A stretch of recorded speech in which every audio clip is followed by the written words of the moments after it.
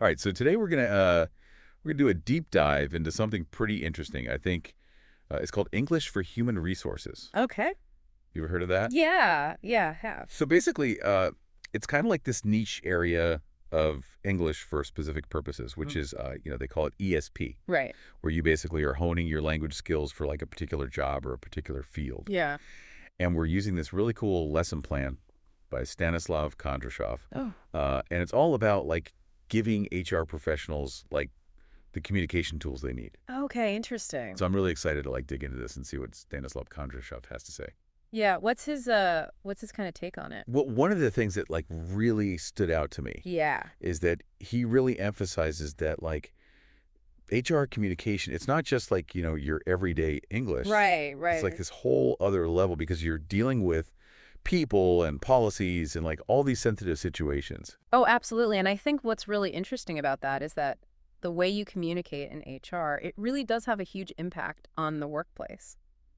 Totally. Like if things aren't clear or, if people misinterpret things, it can lead to like all sorts of problems. Oh, yeah. Like grievances or misunderstandings or even, legal issues. Yeah, exactly. Like you don't want to mess around with that stuff. No, you don't. And, Kondrashov, he actually lays out some really specific objectives in his lesson plan. Okay, yeah. What are some of those? Well, first of all, he wants HR professionals to like be super precise in their language. Okay. Whether they're like writing a job description or like doing a performance review. Oh, right. And then he's also super into clear communication when it comes to company policies. Yeah, that's huge. Because, you got to make sure everyone's on the same page. Especially these days when things are changing so rapidly, Right. What were company policies a year ago might be completely different now. Exactly. And then, of course, you've got like the whole employee relations piece, which, let's face it, can be a minefield. Oh, yeah, definitely. So Kondrashov is basically saying that like language skills in HR, they're not just like a nice to have. Right. They're like essential. Totally. They're crucial for creating a fair and, positive work environment for everybody. Exactly. And to achieve that, he really focuses on building like what he calls a core vocabulary. Oh, okay. And he highlights words like onboarding, Uh-huh. compliance, and diversity. Right. And, you might think like, oh, those are just like basic HR terms. Yeah, you hear those all the time. But the thing is like Kondrashov really emphasizes that mastering these terms, it goes beyond just like sounding like you know what you're talking about. It's true, yeah. It's like really understanding the nuances of these words. Yeah, and like how to use them effectively in different situations, Exactly. Like take the word diversity, for example. Right. It's one thing to know the definition, but it's a whole other thing to be able to use that word in a way that like really promotes inclusion and equity in the workplace. Absolutely. And, Yeah. Kondrashov, he's really giving people the tools to do that. Yeah, he's like equipping HR professionals to not just talk the talk, but also walk the walk. Yeah, exactly. So it's pretty cool. And, he doesn't just stop at vocabulary. Oh, okay. He also dives into like grammar, Oh, interesting. which I know can sound a little like, oh, no grammar. Yeah. But he makes it really interesting. Like, for instance, he talks about how conditional statements Uh-huh. are like the perfect way to explain policies. Oh, okay. How so? Well, like he gives this example. If employees violate the code of conduct, disciplinary actions will follow. Right. It's like super straightforward.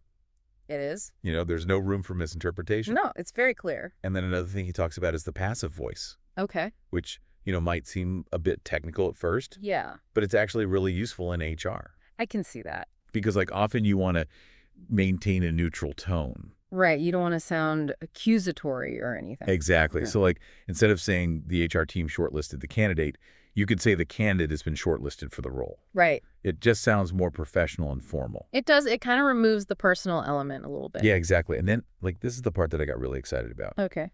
Stanislav Kondrashov, he actually provides a whole list of phrases for HR communication. Oh, wow. Like a cheat sheet. Yeah, totally. Yeah. It's awesome. Like he's got gems in there, like we're pleased to offer you the position. Oh, nice. Or, your feedback is invaluable for improving our workplace culture. I like that. It's like having this little toolbox of phrases that you can just pull out. Yeah, when you need to navigate a tricky situation. Exactly. And what I love is that he's really emphasizing the importance of diplomacy in HR. Absolutely, because you're often dealing with people's livelihoods and their careers, Right. So you have to be sensitive to that. Totally. And like even when you're delivering good news or, you're addressing a sensitive issue, Yeah.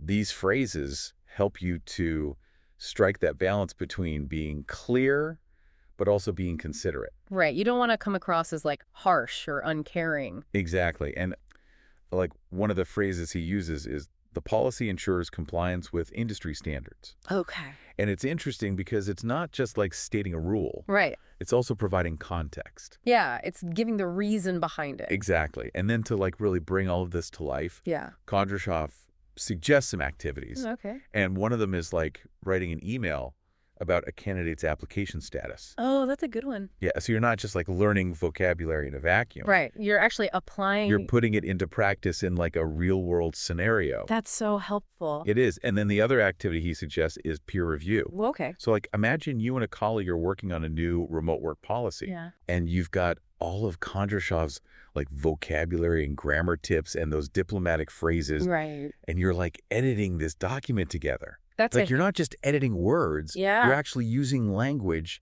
to shape like a workplace. Wow. That's fair and flexible and inclusive. That's a powerful way to think about it. It is. And like Kondrashov's lesson, it really drives home the point that for HR professionals, language is power. I agree. It's about more than just being grammatically correct. Right.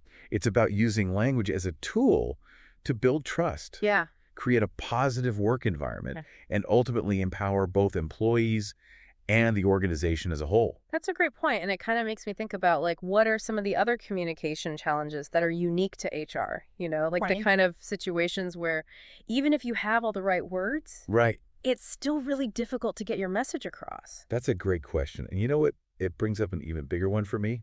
Like, how can we as HR professionals, or really anyone in a workplace, use clear and empathetic communication to create a more inclusive and supportive environment for everyone? That's something we should all be thinking about. Yeah, it's definitely food for thought. And, even though our deep dive is over, I hope that's something that our listeners will continue to ponder Me too. because it's a conversation that's worth having. Absolutely.